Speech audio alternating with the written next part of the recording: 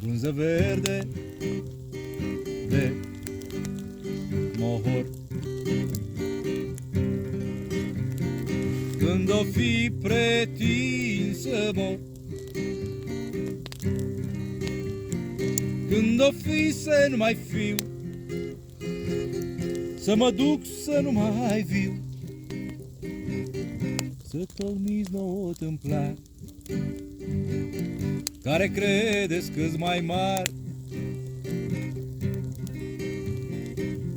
și înainte de a le spune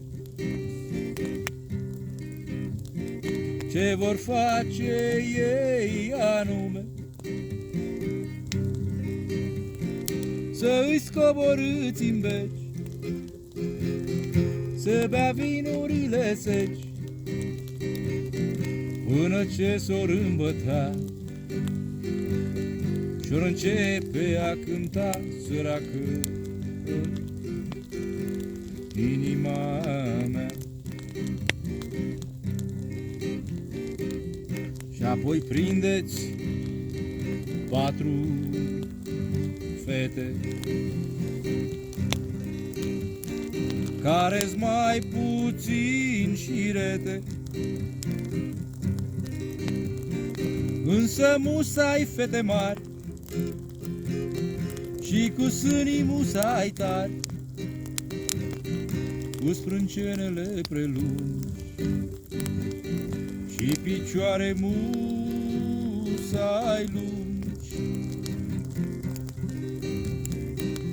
și iar verde de mohor.